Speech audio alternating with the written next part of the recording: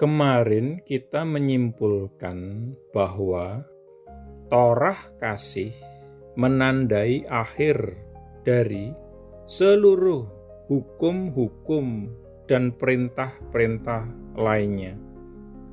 Akan tetapi kita harus berjaga-jaga untuk tidak meninggalkan kesan apapun bahwa kasih Allah adalah sesuatu yang samar-samar, tidak pasti, tidak realistis, atau sentimental.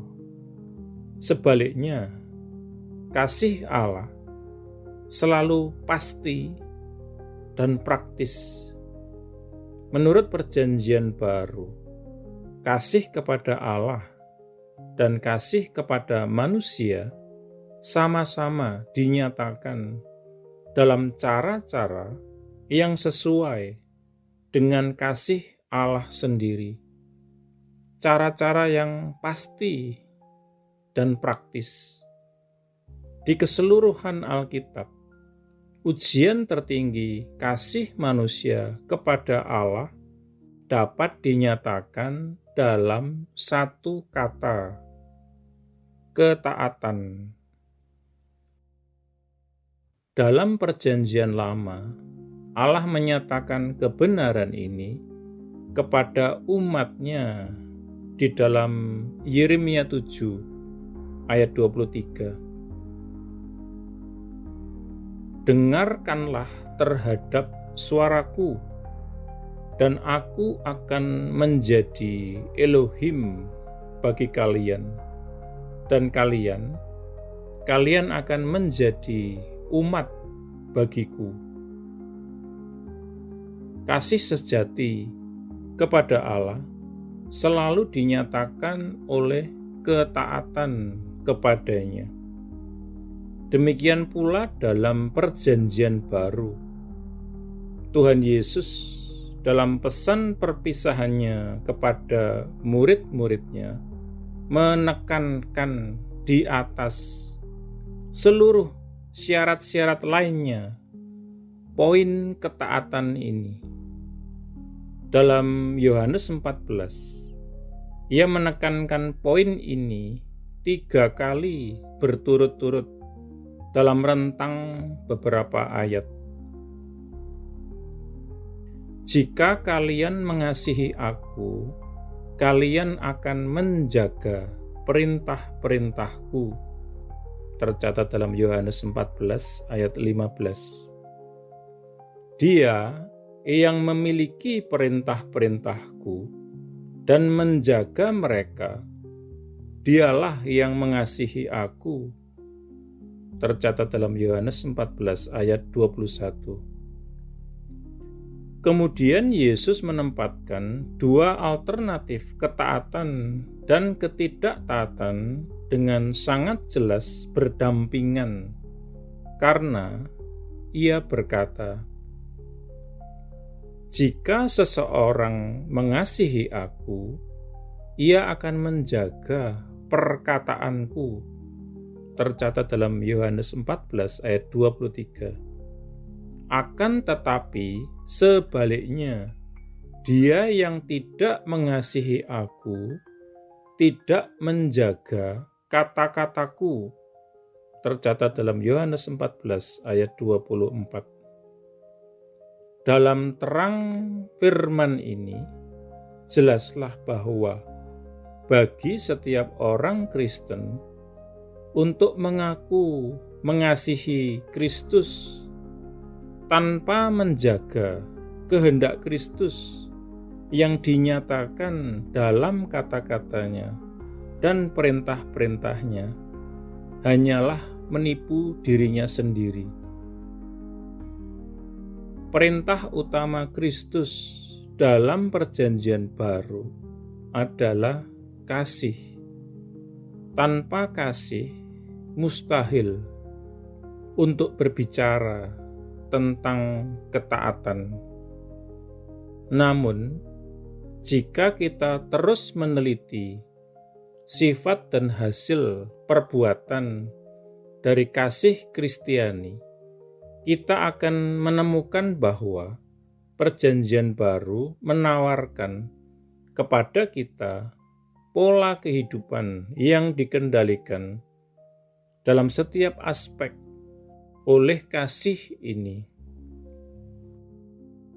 Pola itu mencakup kehidupan pribadi dan pribadi orang percaya, hubungannya baik kepada Allah dan kepada sesama manusia. Pola itu mengarahkan dan mengendalikan pernikahan Kristen dan kehidupan keluarga Kristen, termasuk kedua orang tua dan anak-anak. Pola itu mengatur kehidupan dan perilaku gereja Kristen. Pola itu mengatur sikap dan hubungan orang percaya kepada masyarakat dan pemerintahan sekuler. Agar kita dapat mengikuti pola ini dalam kehidupan kita, pertama-tama kita harus berdoa sungguh-sungguh untuk mempelajari dan menerapkan setiap bagian dari ajaran Perjanjian Baru.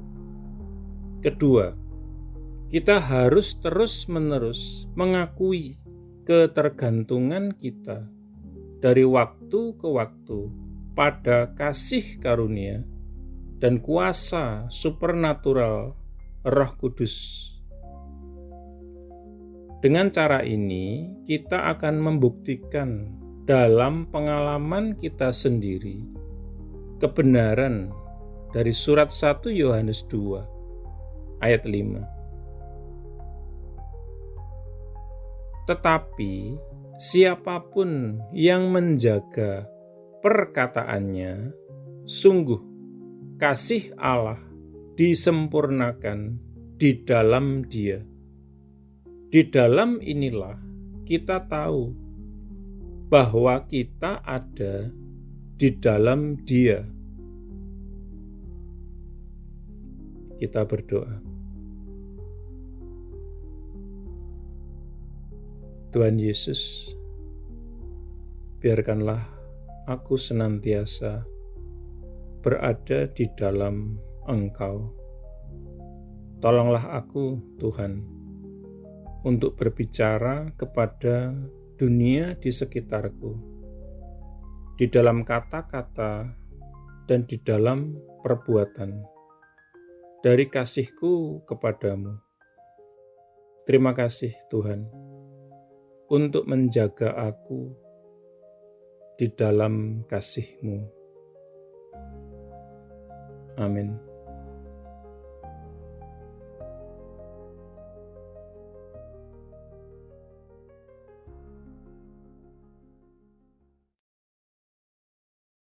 Jika Anda belum menjadi murid Yesus atau belum menerima Yesus sebagai Tuhan dan Juru Selamat pribadi Anda, ikuti doa berikut ini.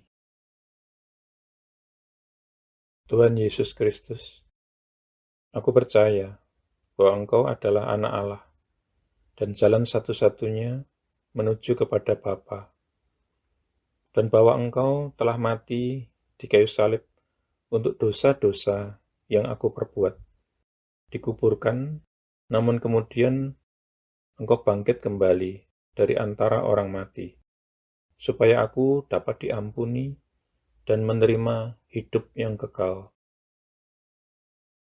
Aku menanggalkan segala kebanggaan dan pembenaran diri sendiri agamawi, dan segala macam gengsi yang tidak berasal daripadamu. Aku tidak punya klaim apapun atas belas kasihan-Mu, kecuali bahwa Engkau telah mati menggantikan aku. Sekarang aku tidak akan memberontak dan berdosa lagi kepadamu, ya Tuhan. Dan aku menyerahkan diriku kepadamu, karena sesungguhnya Engkau adalah Tuhanku. Aku mengakui segala dosa-dosaku di hadapan-Mu, dan aku tidak menyembunyikan apapun. Secara khusus aku mengakui Sebutkan dosa-dosa yang pernah Anda perbuat, yang Roh Kudus ingatkan. Aku bertobat dari segala dosa-dosaku, ya Tuhan. Aku berbalik dari mereka, dan aku kembali kepadamu, ya Tuhan, untuk belas kasihan dan pengampunan-Mu. Aku memohon pengampunan-Mu, terutama atas dosa-dosa yang menyebabkan diriku terkena kutuk. Lepaskanlah diriku juga dari akibat dosa-dosa bapa leluhurku di masa lalu. Oleh keputusan kehendakku, aku dengan sadar mengampuni setiap orang yang pernah melukai atau bersalah atau merugikan aku, sama seperti aku ingin Tuhan mengampuni diriku. Aku menanggalkan seluruh kepahitan, seluruh kemarahan dan dendam, dan segala kebencian. Secara khusus, aku mengampuni. Sebutkan nama-nama orang yang Anda maksudkan. Aku membatalkan dan memutuskan segala hubungan yang pernah aku miliki dengan hal-hal okultisme dan segala macam agama palsu dan segala sesuatu yang berasal dari iblis. Seandainya aku masih punya barang-barang yang menghubungkan diriku dengan iblis, okultisme, dan agama palsu, aku berkomitmen saat ini, Tuhan, untuk menyingkirkan dan menghancurkannya. Dengan ini pula aku membatalkan segala hak atau kekuasaan yang dimiliki iblis atas tubuhku dan kehidupanku. Tuhan Yesus, aku berterima kasih bahwa di kayu salib Engkau telah menanggung segala kutuk yang mungkin mengikat diriku selama ini. Engkau telah dijadikan kutuk, supaya aku dapat ditebus dari setiap kutuk dan mewarisi berkat-berkat Allah. Atas dasar itu, aku memohon Engkau, Tuhan, untuk melepaskan aku dan membebaskan aku dari segala kutuk yang mengikat kehidupanku di dalam nama-Mu, Tuhan Yesus Kristus. Aku menyerahkan diri dan menundukkan diri kepadamu, ya Tuhan, dan aku melawan iblis. Dengan iman, aku menerima kelepasanku sekarang, dan kuucapkan terima kasih, Tuhan, untuk kelepasan ini. Amin. Selanjutnya, Anda bisa mendapatkan pengajaran meletakkan fondasi bagi murid Yesus dengan subscribe di channel ini. Tuhan Yesus memberkati.